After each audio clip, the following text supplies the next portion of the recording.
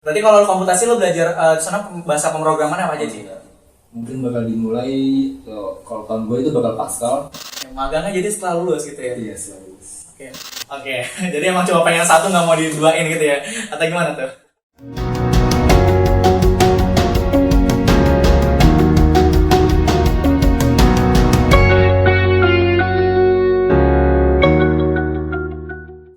Hai, selamat datang di Akalogy, channel yang akan membahas mengenai persiapan masuk dan hal-hal seputar kampus. Bersama saya David, dan hari ini kita akan membahas mengenai salah satu perguruan tinggi kedinasan yang cukup banyak peminatnya. Sudah hadir bersama saya di sini Satrio dari Politeknik Statistika STIS. Halo Cio, gimana kabarnya? Alhamdulillah betul saja. Baik-baik aja ya. Oke, Cio sekarang semester, berarti masuk semester 7 ya Cio ya? Oke, Cio berarti jadi jurusan apa nih? Jurusan sebutannya di STIS itu Prodi Statistik. Program studi komputasi statistik ya Ci. Oke. Ci, dulu ketika sekarang sudah masuk TIS nih dulu, apakah emang sudah dicanangkan dari awal masuk SMA atau gimana Ci? Pikiran TIS? Kepikirannya saya salah satu yang kepikiran di detik-detik akhir. Akhir, oke. Semester 2 Semester 2 kelas? Kelas 3 ya. Kelas 3, kelas 12 ya? Oke. Waktu itu karena udah buntu, nggak tahu mau milih jurusan apa, akhirnya coba konsultasi sama ibu. Pertama kalinya ngomong panjang lebar, singkat cerita, disaranin untuk masuk PTK. PTK kedinasan ya? Iya, salah satunya disaranin STIS. Dan dari situ baru coba nyari-nyari sendiri STIS apa sih. Terus akhirnya akhirnya coba daftar dan ya dapet ya. Oke, cocok. Oke, Ci, berarti emang kan banyak juga tuh orang yang milih STIS tuh karena suka matematika. Berarti lo emang termasuk dasarnya suka matematika nih? Kayak salah satunya. Oke. Di antara juga kenapa milih komputasi statistik, karena suka di Programan juga gitu ya. Oke, tapi dulu pilih PTN juga gitu nggak sih Ci? Ikut apa tuh dulu emang minatnya? Dulu minatnya sebenarnya karena kebawa dari STIS juga ya. Jadi akhirnya cenderung semuanya dipilih ke jurusan statistika. Jadi jurusan pilihan waktu di SPM ya? 1, 2, 3 itu 3-3-nya statistika. Paling beda di kampusnya doang. Dapat nggak itu Ci waktu itu? Sebenarnya terlalu overconfident bisa dibilang. Pertama baru IPB, kedua UI, ketiganya baru UNJ maksudnya. Oh iya. Tapi jadi nggak dapat di situ. Pas juga SNM lolos, SBM lolos, akhirnya terakhir cuman berharap biasa ya. Dan ternyata dapat ya. Oke, menarik. Oke, Ci, dulu pas zaman lo dulu tes TIS itu persiapan lo tuh gimana sih? Supaya yang lo lakuin? Karena salah satu pilihan utama, jadi gue mati-matian sih bisa dibilang. Hampir setiap hari bahkan gue ngeluangin waktu buat belajar, khususnya untuk tahap pertama karena hasil analisis gue juga. Analisis mantap. Apa sih? Menurut gue itu tahap pertama itu yang paling sulit. Soalnya di tahun gue itu yang daftar ada 24.000. 24.000. Langsung di-cut jadi 1.500 satu gue. Wow. Jadi gue tahu di tahap satu inilah yang peluangnya paling kecil. Kalau boleh tahu tahap satu itu yang seperti apa Ci? Oh iya, tahapnya waktu tahun gue itu ada 4. Tahap pertama itu akademik, ada 2 mata pelajaran. Yang Inggris itu ya? Bahasa Inggris dan matematika. Dan lanjut di tahap kedua itu ada tes CPNS yang 3, TUI, TWK sama TKP. Atau TKP ya? Kemudian lanjut ke tahap ketiga itu psikotes. Terus lanjut ke tahap 4 kesehatan. Nah untuk tahun ini nih nggak ada nih tes psikotesnya, langsung kesehatan. Jadi cuma 3 dan itu dibalik. Tahap pertama CPNS, tahap keduanya matematika itu tadi. Matematika doang, nggak ada bahasa Inggris. Oh gitu ya, nggak ada. Oke. Itu mulai tahun 2 tahun lalu sih nggak ada bahasa Inggris lagi. Terus yang terakhir kesehatan. Oke. Jadi menurut lo pas dulu ya di 2017 yang paling berat itu yang tahap pertama. Iya. Tahap pertama.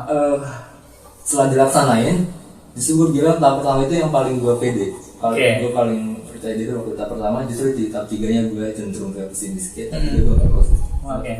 Satu pikiran juga. Oke. Kalau itu masih nggak sih skornya gitu dikasih tahu atau nggak sih? Tahap 1 semua 3 dia nggak ada. Nggak ada. Kecuali 3 dia mungkin ada karena live kan. Oh iya yang live gitu ya. Oke. Langsung tahu lulus atau enggaknya. Oke. Jadi yang paling susahnya menurut lo itu setelah dilaksanain yang tahap 3 psikotesnya. Karena out of the box sih bagi gue. Emang tuh lo ngapain sih tahap 3-nya sih? Yang menurut lo sampai bikin pesimis banget tuh kan? Karena ada satu yang gak gue harapin ada. Sebenarnya umum sih tes koran, tapi itu gue gak latihan sama sekali karena gue nanyain 2 tahun terakhir itu gak ada tes koran. Tes koran itu apa tuh sih? Yang angka banyak deret, terus kita jumlahin kan satuannya. sebanyak-banyakan waktu di SIS itu bukan banyak-banyakan, tapi yang penting dalam kurun waktu itu lu bisa jawab semaksimal mungkin tanpa ada yang salah, minimal ya dikit lah. Jadi sebelumnya nggak pernah ada, maksudnya tanya-tanya nggak ada gitu ya, tapi muncul di tahun lo. Terus itu di awal, jadi kan banyak komputernya. Okay. Jadi gue sempat down duluan kan. Iya ngerti. Oke, tapi ya udahlah ya. Oke. Tapi dulu tuh pilihannya itu emang pertamanya tuh komputasi gitu ya Ci ya? Iya. Emang ada pilihannya apa aja sih kalau di STIS tuh? Sebenarnya ada 3 program studi sebenarnya. Yang pertama program studi D3 statistika, yang kedua program studi D4 statistika, terus yang terakhir program studi D4 komputasi statistik. Dan gue yang terakhir ini. Oh, yang 4. Emang bedanya kalau di STIS tadi kan lu sebutin ada D3 D4 ya Ci? Tahu nggak sih perbedaan yang spesifiknya itu? Untuk perbedaan masuknya itu D3 itu khusus untuk daerah-daerah tertentu kecuali Jawa. Jadi di luar Jawa. Gue pun bisa sebut daerah-daerah yang tertinggal gitu ya? Gitu ya. Tapi karena lo D4 sendiri itu udah kayak pasti di Jawa gitu atau gimana sih? Enggak, justru karena D4 cenderung peluang keluar Jawanya lebih besar. Oke. Termasuk D3 juga sih, karena kebanyakan dibalikin ke tempat asal lagi. Oke, itu tentang pilihannya sih ya.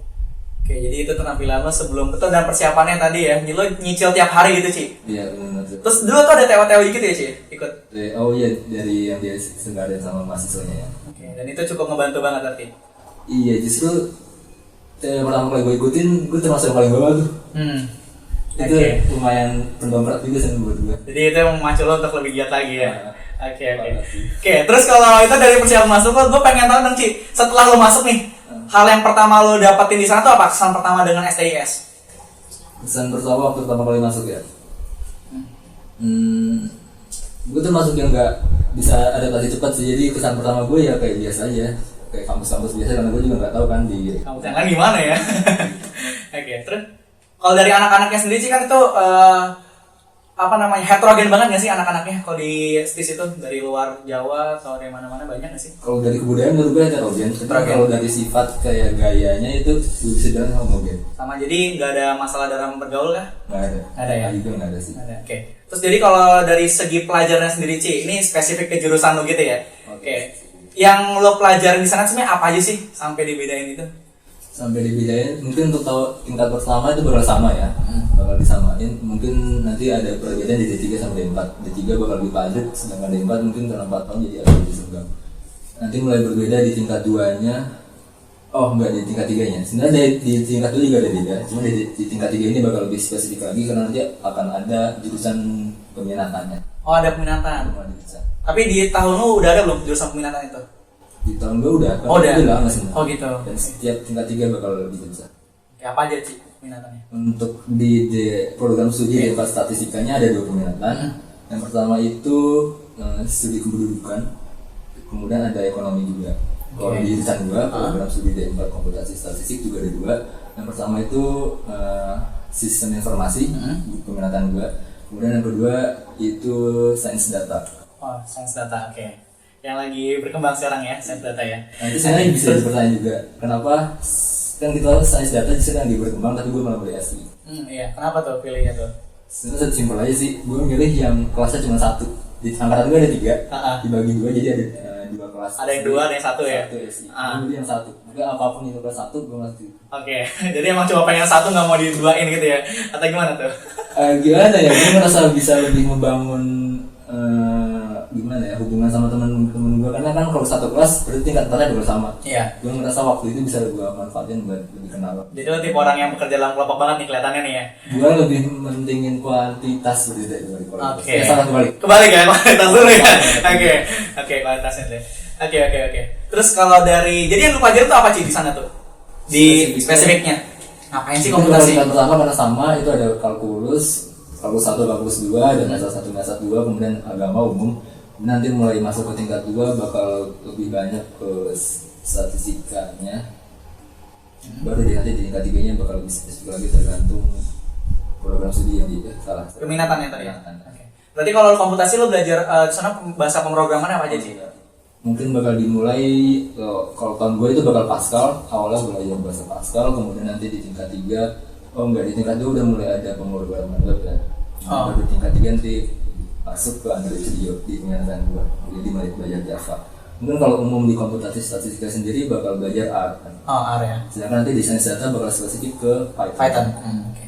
Oke. Terus kayak kalau kayak gitu Ci, itu kan lo juga tertarik sama komputasi berarti ya sejak dulu milih itu ya. Oh iya. Menurut lo sesuai nggak sih yang lo bayangin dulu dengan yang sekarang lo hadapin? Yang gue bayangin nggak jauh banget, karena gue juga nggak expect apa-apa ya, dan gue nggak tahu nanti komputasi bakal belajar apa aja. Jadi asal gue minat ke dunia komputerisasi, terus gue seneng matematika, jadi gue tekunin aja. Tapi gue sama sekali nggak ngira sih bakal kayak gini. Oke. Nggak gini tuh dalam hal positif atau negatif tuh Ci berarti ya? Keduanya sih. Oke, jadi ada plus minusnya lah ya. Iya, ada plus minusnya. Tapi sebenarnya kalau dari kuliah STIS ini Ci yang udah 3 tahun jalanin ya kan masuk semester 7, yang bikin susahnya itu apa sih Ci? Kuliah di STIS menurut lo sendiri? Apakah emang materinya susah atau gimana? Yang bikin susah kalau gue sendiri itu mungkin bagi waktu ya, ini pribadi gue sendiri. Cuma kalau gue lihat teman-teman lain gue sih kayaknya fine-fine aja. Lebih ke gimana bisa nyusun waktu sebaik mungkin sih. Berarti kalau kalau gitu berarti kaitan sama waktu, kegiatan yang lo lakuin di luar akademis itu apa Ci? Atau adakah organisasi Gue atau salah satu orang yang bisa dibilang kupu-kupu sih. Gue nggak ikut UKM sama sekali. Mungkin kalau kebanyakan teman-teman gue lain bakal lebih sering dia rapat kah atau di luar jam pelajaran. Dan banyak UKM, sebenarnya banyak UKM-nya. Cuma gue emang nggak minat, bukan nggak minat. Gue termasuk yang memilih untuk tidak?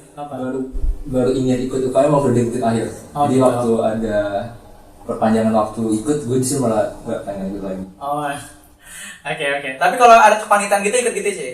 Cuma kepanitiaan tertentu aja sih. Tentu ya. Gak semuanya juga. Oke, menarik. Terus kalau dari STIS-nya sendiri kan ini kita orang-orang banyak kan tahu tentang perkuliahan ya Ci, perkuliahan pada universitas. Kalau dari Politeknik STIS sendiri nih, kalau sistem ujiannya gitu kayak gimana sih Ci? Apa sama aja ngerjain soal atau gimana? Sistem ujian gue rasa sama ya, mungkin esai gitu kan. Esai. Biasa Kalau di kuliah. esai. Mungkin yang gue rasa beda itu kalau gue nanya teman-teman gue di univ lain, itu mereka mungkin kalau masih ngobrol masih maksudnya nggak terlalu mikir ya, ulang ngobrol. Cuman kalau di SIS tuh gue ngerasa benar-benar kalau nggak ada dosen pun nggak ada pengawas, mereka mau lebih. Oke. Jadi benar-benar situasinya berusaha untuk ngerjain sendiri sih masing-masing. Terus kalau yang gue denger di STAN tuh kan kayak ada masalah DO gitu ya sih. Kalau di STIS tuh ada nggak kayak gitu? Ada, bahkan setiap tahun itu selalu apa disebutnya? Selalu meluluskan yang DO kan? Itu bisa bilang kutukan sih ya. Oh gitu. Kenapa tuh? Tidak pernah lulus 100%. Selalu ada yang DO, entah ngulang tingkat. Oke. Bahkan dari awal angkatan pertama. Kalau ngulang tingkat itu di STIS tuh maksudnya gimana sih? Ngulang tingkat ketika nilai, paling umum sih nilainya nggak mencukupi. Kan minimal IP itu 2,0, IPK 2,5. Oke. Jadi saat dia nilainya D, nilai D itu minimal 1. Jadi kalau 2 lu DO, kemudian kurang dari D langsung DO. Oke. Kebanyakan soal nilai sih. Dan maksimal ngulang tingkat itu sekali setahun. Jadi kalau lu udah ngulang setahun, ya udah next ngulang lagi DO. Berarti paling lama itu kalau misalnya 3 berarti 4 tahun, kalau di 4 5 tahun gitu ya? Iya.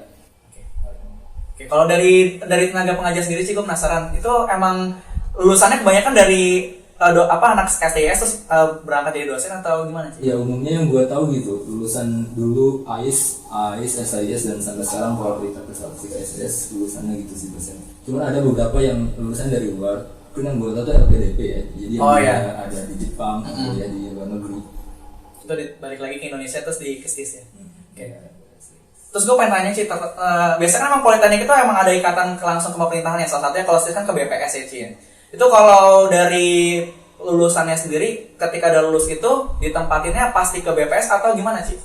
Itu yang gue tahu mulai 3 atau 4 tahun belakangan sih, mulai ada penempatan di luar BPS atau sebutannya KL Kementerian lain. Kementerian lain. Dan gue tahu itu terakhir ke Kemenpan. Belakangan gue gak dapet kabar lagi sih. Maksudnya spesifik ke kementerian mana, cuman ada. Ada ya. Oke, kalau dari ada magangnya nggak sih Ci? Kalau di magang itu setelah wisuda. Magang setelah wisuda. Kurang lebih 3 bulan di BPS Pusat. Berarti kalau lo wisuda 4 tahun, setelah 4 tahun berarti baru ada itu magang. Iya, setelah wisuda ya.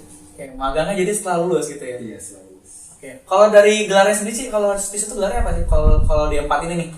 Setelah pergantian nama ini gelarnya jadi STR Stat di D4-nya. Untuk D3-nya jadi administratif.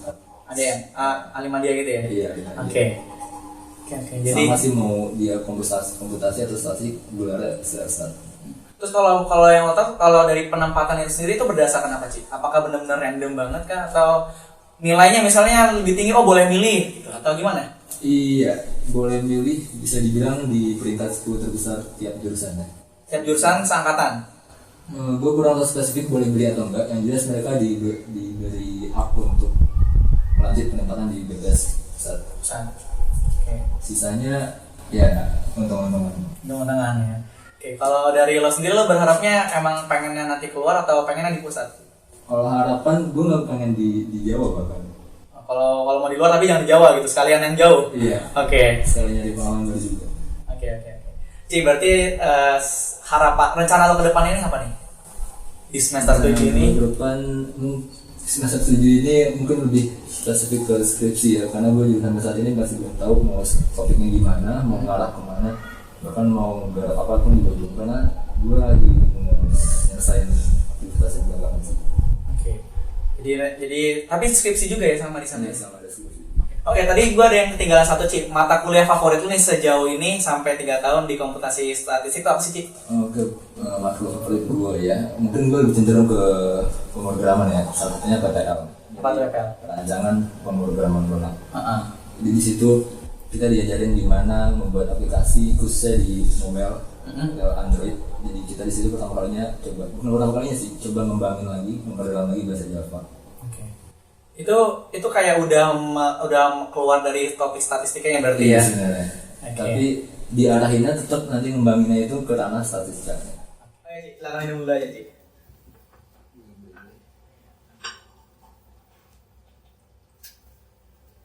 Oh iya, Ci, gue pengen tanya tentang ini nih.